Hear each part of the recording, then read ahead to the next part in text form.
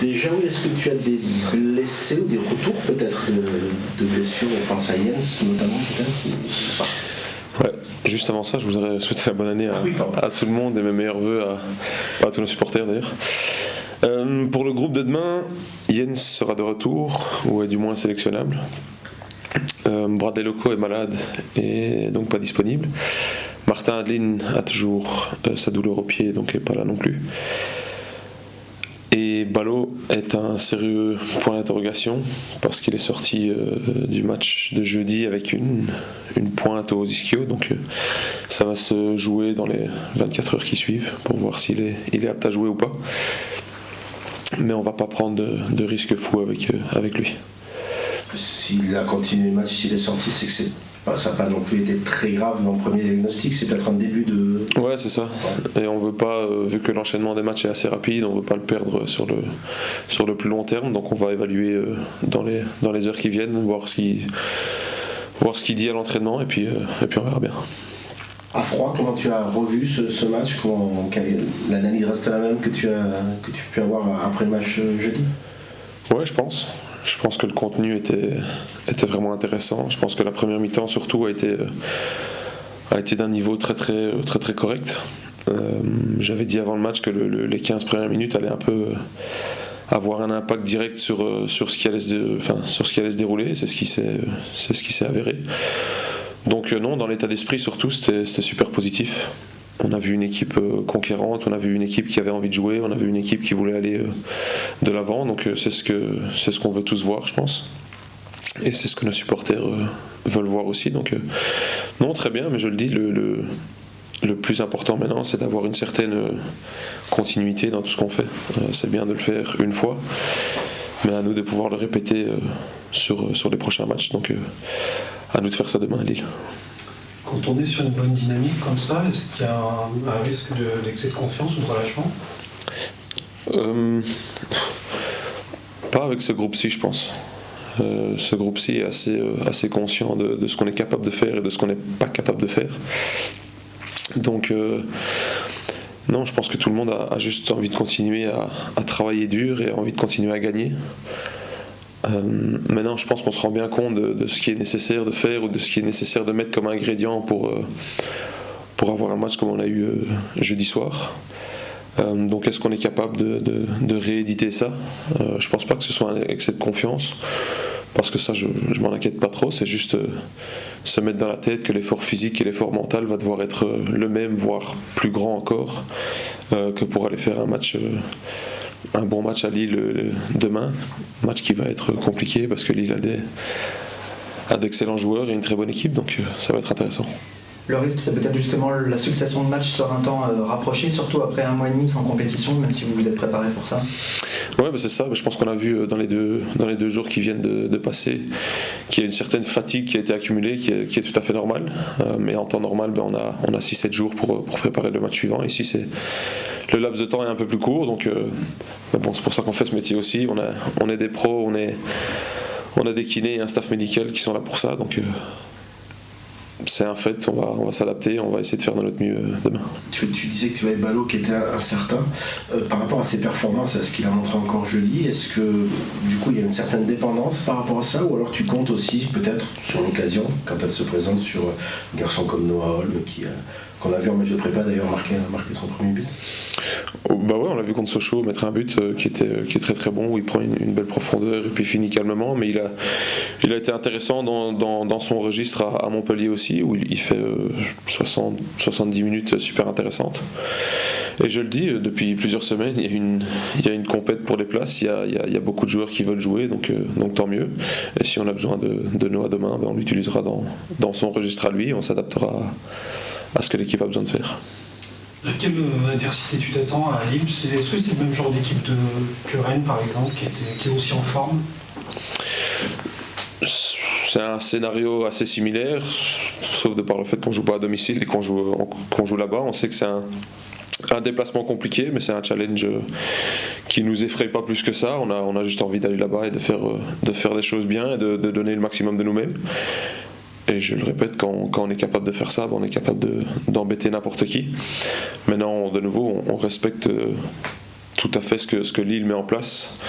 Il y a une vraie identité de jeu, il y a une envie de jouer aussi, il y a une envie d'aller chercher haut, un peu comme nous. Donc non, je pense que ça va être intéressant, ça va être un match où il y aura du jeu, ça j'en doute pas. Mais je le dis, c'est juste à nous de mettre les ingrédients nécessaires et qu'on est parfaitement capable de le faire.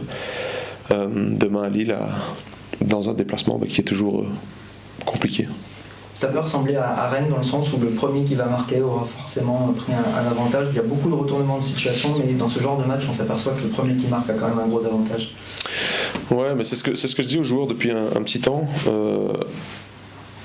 On va toujours marquer, je pense. On est toujours en capacité de créer du danger. Donc, même si on encaisse en premier, chose qui ne nous est pas encore arrivée, c'est pas grave. Je pense qu'on a pris un but jeudi aussi qui est évitable certainement, mais qui est pas c'est pas plus grave que ça. C'est embêtant certes, mais si on encaisse, c'est pas la fin du monde. Et même si on est mené de 1 ou 2-0, on va toujours essayer de jouer, on va toujours essayer de ne pas baisser la tête et d'essayer de revenir dans le match. Et c'est juste un fait de jeu qu'on va devoir gérer s'il se présente face à nous, comme on a géré beaucoup d'autres faits de jeu depuis un petit temps. Donc non, je pense pas que le premier qui marquera sera le vainqueur, ce sera juste un fait de jeu intéressant et à nous de faire face à ça de la meilleure des manières, je pense. Est-ce que là aussi, comme contre Rennes, il va falloir mettre beaucoup d'agressivité dès les 15-20 premières minutes pour profiter peut-être du manque de rythme dans le contexte de reprise de l'adversaire ? Ouais, mais je pense que ça c'est le même cas de figure pour les deux équipes. Le début de match, il est toujours important, peu importe l'adversaire et peu importe les circonstances.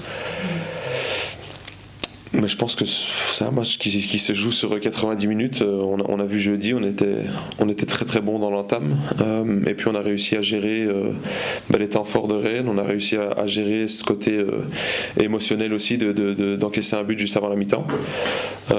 Et puis on a été un peu crédité de notre bonne performance avec un but à la fin qui nous soulage et qui fait beaucoup de bien. Donc ce sera juste à nous de gérer tous les moments de match et tous les faits de jeu qui se présentent face à nous. Forcément, on a envie d'aller là-bas et de commencer fort et de pourquoi pas mettre le premier but, mais je le répète pour la millième fois, le foot c'est pas une science exacte et on sait jamais trop ce qui va se passer, donc on s'adaptera et on fera de notre mieux. Je reviens sur l'état d'esprit. Sur quel ressort on travaille pour acquérir cette confiance collective en fait? Tu disais même si on prend le premier but, c'est pas grave parce qu'on va marquer. De par le fait qu'on a une bonne équipe et qu'on a d'excellents joueurs, qu'il y a une vraie entente entre les joueurs et entre nous le staff et entre les deux. Et c'est une confiance qui s'est créée depuis un petit temps. Donc à nous d'entretenir ça et même dans les moments difficiles, il y en aura sûrement par la suite, à nous de rester solidaires et de rester fidèles à qui on est, dans l'identité de jeu et dans les personnes qu'on est surtout. Mais je me dis, il n'y a pas une recette magique ou il n'y a pas un secret que j'ai inventé, c'est juste on essaye de rester nous-mêmes, on essaye de faire les choses bien et on essaye de créer un environnement où tout le monde a envie d'être bon et a envie de performer. C'est de la communication surtout. C'est beaucoup de communication, c'est une certaine reconnaissance des moments où il faut travailler, il faut faire les choses bien et d'autres moments où il faut être un peu plus détendu et être un peu plus nous-mêmes et normal. Et je le dis, c'est trouver cet environnement et l'équilibre qui est bon et qui est bon pour tout le monde, nous y compris, parce qu'on reste des êtres humains, donc ça passe forcément par la communication.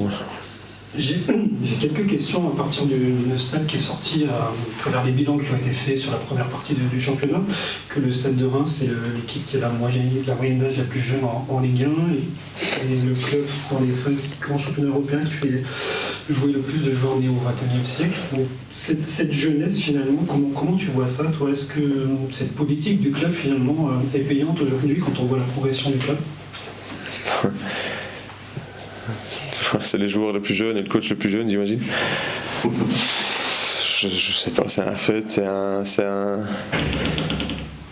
pour moi c'est un peu anecdotique. Alors oui, on est jeune et je suis le premier à le dire, je suis jeune aussi, mais tant qu'on est capable d'être performant et d'être bon, je moi je regarde pas trop les stats et les événements. Alors forcément, je le dis, il va y avoir on va encore perdre des matchs et il y aura des moments un peu plus difficiles. Donc ce sera à nous dans ces moments-là d'être bon, de ne pas baisser la tête, de ne pas perdre confiance et de gérer justement cet aspect jeunesse. Mais depuis le début de ma carrière, je m'en suis jamais trop préoccupé parce que on me le répète tous les jours, mais pour moi c'est juste un fait et on fera avec. Donc on a aussi une certaine dose d'expérience dans l'équipe qui nous fait beaucoup de bien et dans le staff aussi.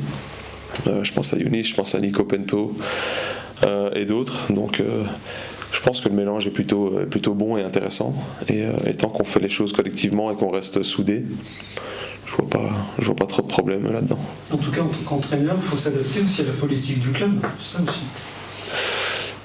Ouais, mais depuis que je suis arrivé, même l'année dernière, j'ai toujours réussi à m'identifier à ce que le club voulait faire et à ce que les gens me demandent de faire. Et moi je trouve ça super intéressant. Tu me donnes l'occasion de bosser avec des mecs certes jeunes mais avec beaucoup de qualité. Et l'opportunité de me développer moi-même en tant que coach et en tant qu'être humain, ouais, nickel, je demande pas mieux. Donc non, c'est super intéressant. Quand on parle de jeunesse aussi, on associe souvent l'insouciance. Ton groupe, si tu devais le définir, quelles caractéristiques tu mettrais pour coller à ce groupe? Est-ce qu'il y a aussi de la responsabilisation, même s'il est jeune? Il y a beaucoup de responsabilisation, dans le sens où moi je suis pas sur le terrain, je vais pas faire le dernier geste ou le dernier dribble, donc je leur donne la responsabilité de prendre du plaisir, que ce soit sur ou en dehors du terrain. J'ai pas envie que des mecs viennent ici avec la gueule jusque par terre, donc ça c'est déjà le premier fait important. Mais un mot pour définir ce groupe-là. Conscient, je pense. Conscient de qui on est, de où on vient. Conscient de nos qualités, conscient de nos points de travail. Et ouais, comme tu dis, responsable et prêt à affronter la suite, je pense. Est-ce que le premier but contre Rennes, c'est pas aussi une illustration de cet état d'esprit quand on voit Harvert qui lève la tête, qui la donne à Yonja? On a souvent vu des fois Harvert foncer plutôt de tête baissée, y aller tout seul. C'est pas aussi l'illustration de ça, de vouloir jouer les uns pour les autres aussi? Si, et je pense que les deux premiers buts, c'est deux efforts collectifs et deux buts super bien amenés. Alors je vais pas nous jeter des fleurs ou me jeter des fleurs, mais c'est des points de travail qu'on avait avant la trêve, dans le sens où notre dernier geste n'était pas toujours le meilleur, mais là on a réussi à franchir un premier petit palier, dans le sens où ces deux buts sont super bien amenés, et puis même le troisième, alors certes on a de la réussite, mais il faut quand même amener ce ballon dans cette zone-là et forcer l'adversaire à faire ses erreurs.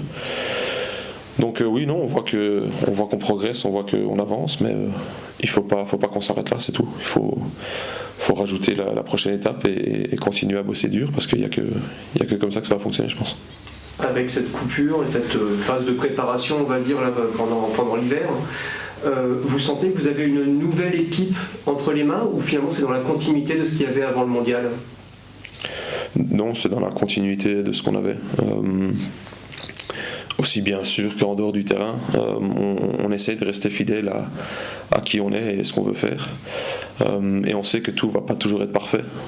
On sait qu'il y aura toujours des points à travailler, mais ça fait juste partie de qui on est, de l'âge de notre groupe aussi, et de mon âge à moi. Donc non, c'est juste une suite logique de ce qu'on essaie de mettre en place. Tu parlais du rôle des cadres, de Younis, de Nico Pento. Justement, comment ils accompagnent en fait au quotidien les plus jeunes? Il n'y a pas de recette, ils sont juste normaux. On accepte tout le monde comme on est. On gère les différentes individualités, les différents caractères qu'on a dans l'équipe. Et c'est ce que je dis depuis le début, soyez vous-même, soyons normaux, soyons heureux d'être là et bossons ensemble, parce que on le voit quand on fait les choses de cette manière-là, il y a des choses intéressantes qui en ressortent. Mais Youn il est magique, aussi bien dans sa capacité d'être un bon leader, mais aussi sur le terrain. Je pense que les performances de Youn depuis un petit moment sont super intéressantes. Il est costaud, il est en place, Et il dirige bien tout le monde. Et Nico dans son rôle un peu plus adapté dans le groupe. Mais je le dis, on n'a pas trop réfléchi à la question, on s'est pas dit ouais, faudrait qu'on soit comme ça ou faudrait qu'on soit comme ça. Non, ça s'est juste mis en place et on a essayé de continuer comme ça. Est-ce que tu sens qu'il y a d'autres cadres qui émergent aujourd'hui au vestiaire ? Tout le monde, je pense.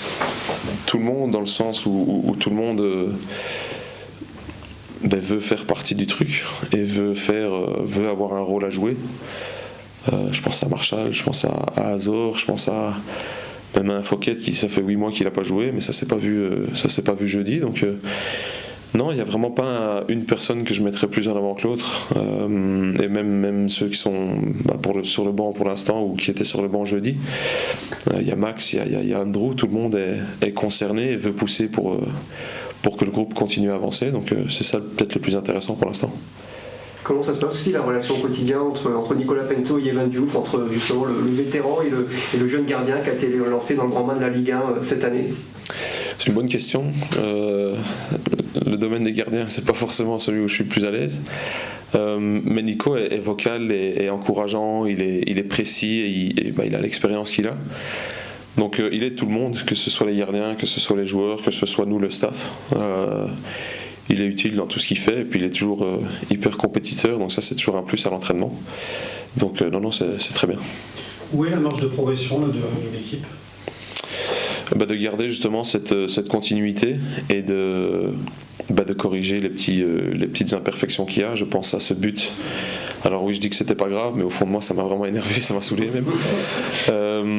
Parce que c'est le même genre de but qu'on prend un peu trop souvent sur un deuxième ballon qui ressort, on sort pas assez vite et puis on n'est pas attentif en deuxième zone. Donc il y a plein de petits aspects comme ça qu'on veut corriger. Mais sans vouloir être trop négatif ou sans vouloir passer trop de temps là-dessus, on veut aller de l'avant et ça marche plutôt bien comme ça. Une petite question sur le mercato qui est officiellement ouvert. Déjà, est-ce qu'il y a des départs envisagés ? J'en ai aucune idée. Pour être honnête, je pense pas. Alors s'il y a des offres et des choses qui se passeront, ça se passera. Mais pour l'instant, avec le marathon de matchs qu'on a devant nous, je suis uniquement concentré sur ces aspects-là et je pense que la direction le prouve depuis un bon petit moment, que tous les derniers mercatos ont été super bien gérés, aussi bien au niveau des départs qu'au niveau des arrivées. Je pense à Ito, à Balo, à Noah qui sont arrivés et aux joueurs qui sont partis, donc je me fais pas trop de soucis là-dessus.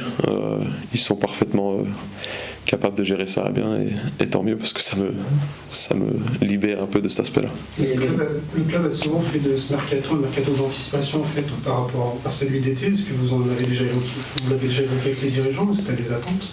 Ouais, on a déjà évoqué le sujet, on a déjà parlé de ce qu'on aurait besoin sur le court terme et sur le long terme, et je pense qu'on était sur la même longueur d'onde, donc ça c'est super intéressant. Mais je le dis, pour l'instant je vais pas me prendre la tête avec ça, je laisse les dirigeants faire ce qu'ils font de mieux et ça se passera plutôt bien, je pense. On peut s'attendre à des arrivées ou pas? Très concrètement. S'il y a des opportunités ou s'il y a quelque chose qui se passe, vous serez les premiers au courant, mais pour l'instant j'ai pas plus d'infos que ça. Juste, il y a Alexis qui doit prendre la place juste après. Un mot sur son évolution. On l'a vu très polyvalent depuis le début de saison. On a l'impression qu'il s'est vraiment épanoui là, au poste que tu l'as fait jouer cette semaine. Ouais, c'est bizarre parce qu'on m'a dit qu'il était très épanoui au latéral droit aussi. Donc, non, Alex est top. Alex est top aussi bien sur le terrain que dans son état d'esprit et sa joie de vivre au quotidien.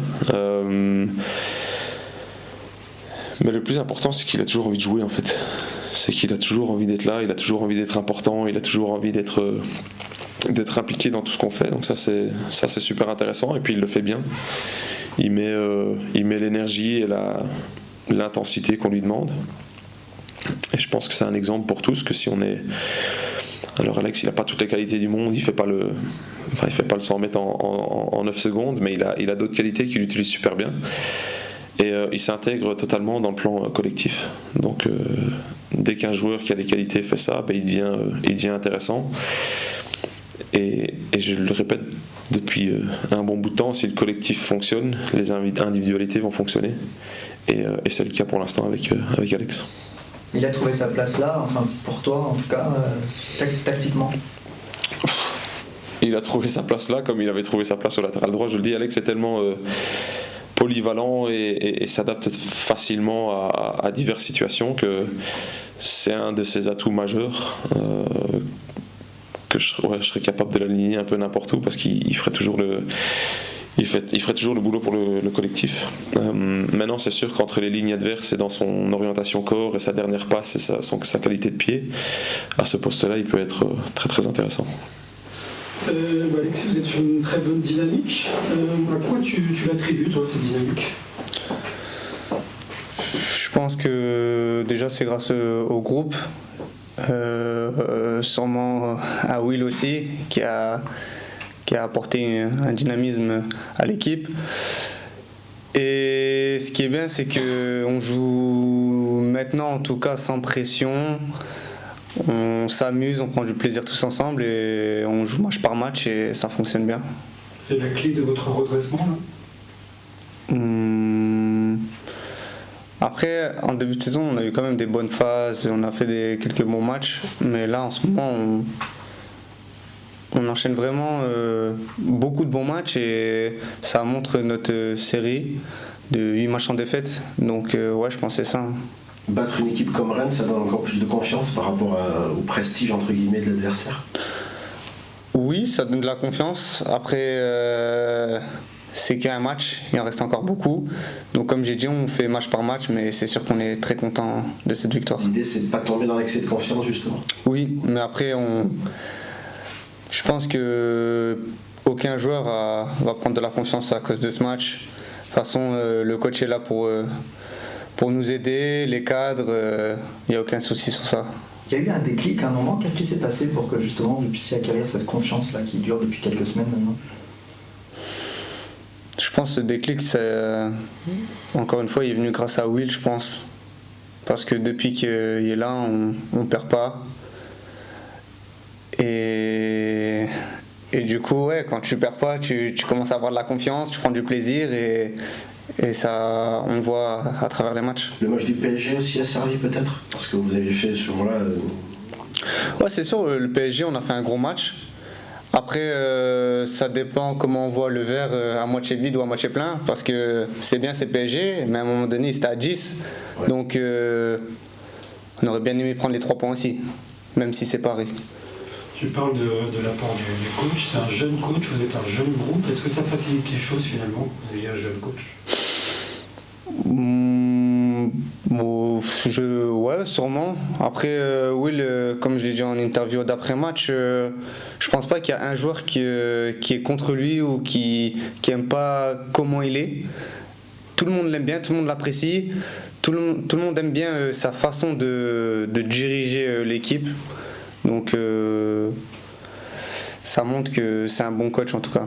J'avais une question anecdotique par rapport à ça, mais vous le voyez, vous le tutoyez ?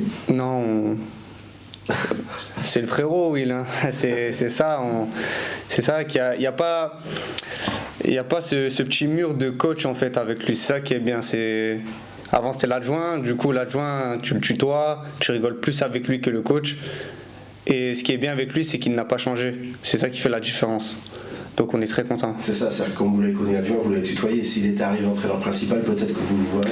Non, ça n'est pas forcément. Après, si je me trompe pas, lui, il aime pas se faire appeler coach. Donc c'est compliqué à le vous voyez du coup. Ouais. Vous l'appelez comment ? Comment ? Vous l'appelez comment du coup ? Bah Will. Oui.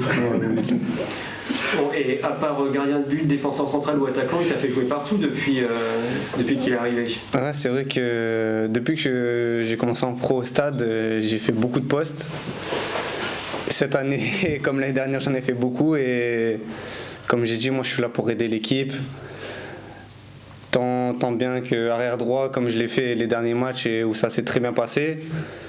Là, il m'a mis en numéro 10 et ça s'est encore mieux passé, je dirais. Et je suis là pour aider l'équipe de toute façon. Les automatismes avec les équipiers restent les mêmes malgré les différences de poste ? Oui, Oui, je pense, parce que je suis un joueur assez polyvalent, donc j'arrive à m'adapter à n'importe quel poste. Et après, on s'entraîne tous les jours avec les mêmes joueurs, donc c'est facile de savoir comment les joueurs jouent. Les qualités ne sont pas les mêmes. Sur un côté, la vitesse, peut-être le regard et la vitesse d'exécution, là où tu as joué. Ouais, c'est sûr. Après, c'est sûr que je vais pas avoir la vitesse de Ito, par exemple. Donc, je dois m'adapter. Si c'est en défense à droite, ben, je m'adapterai. Si c'est en 10 comme ce week-end, ben, je joue avec mes coéquipiers, donc je m'adapte encore et au final, ça fonctionne très bien. Il n'y a pas de problème sur ça. Ton poste de prédilection, c'est plutôt 10. Bah après un match comme ça, c'est sûr c'est facile de dire ça en fait. Si je mets un but, une passe D, c'est sûr que tout le monde va dire ouais c'est lui notre nouveau numéro 10, même pour moi je vais dire ça. En tout cas, après ce match-là, j'ai pris du plaisir, on a gagné. C'est sûr que j'ai envie de dire ça aussi. Après en latéral droit, si tu me prends le match contre Nantes, où j'ai fait un gros match, là-bas aussi j'ai pris du plaisir. On verra bien de toute façon. Ce retour à Lille, c'est ton premier club, un club formateur, ça c'est toujours particulier ou alors finalement c'est à Reims que tu as vécu le plus de matchs en pro par rapport à Lille ou c'est pas plus important que ça? Non, Lille ça reste un match particulier. C'est Lille, j'ai joué 11 ans là-bas, c'est entre guillemets la maison. Même si le club qui m'a fait percer en Ligue 1, où je me suis révélé, c'est à Reims. Et du coup, Reims, c'est mon top club maintenant. C'est grâce à lui que je joue en Ligue 1. Mais c'est sûr que c'est particulier de rejouer à Lille. Ça a été une frustration de ne pas avoir eu sa chance vraiment en Ligue 1 à Lille à l'époque? Tu étais plus jeune, forcément. Ouais, j'étais plus jeune. Après, c'est sûr que tu as envie de percer à Lille, tu as envie de partir par la grande porte, tu as envie de jouer dans ce stade. Mais après, quand tu pars et tu joues en Ligue 1, ça y est, hein, tu penses plus à ça en fait. Tu as pris ta revanche, tu as marqué là-bas. En plus de ça, quand j'ai rejoué là-bas, j'ai marqué. Donc ouais, après, sans rancune quoi. Est-ce que tu auras de la famille au stade là? Oui, j'aurai beaucoup d'amis, beaucoup de famille. Hein. Tu connais encore du monde au club? Malheureusement, ouais, non, ça a beaucoup changé. Je connais encore Chevalier, le gardien. Il reste qui encore Bamba, Fonté, ouais, il n'y en a plus beaucoup, hein. Mais surtout Chevalier. Est-ce que tes bonnes performances actuelles, ça rebat un peu les cartes sur ton avenir? Parce que c'est vrai que la fin de saison dernière, peut-être que tu pensais peut-être aller voir ailleurs, je sais pas, en tout cas c'était plus dur pour toi. Il te reste un an de contrat, je crois, jusqu'en 2024. Est-ce que déjà tu penses plus à ton avenir, prolongé ou là, ça change, ton statut change forcément. Ouais, c'est sûr, quand tu joues, tu as plus de clubs intéressés sur toi, mais encore une fois, je joue match par match et après, certes, c'est le mercato là, mais. Je ne pensais pas forcément. Ouais, mais. Franchement, je pense pas trop à l'avenir en ce moment. Si on doit penser à l'avenir, de toute façon, Mathieu il m'appellera et on parlera, mais je m'occupe pas trop de ça en ce moment. T'es bien là de toute façon. Ouais, surtout encore une fois après un match comme ça.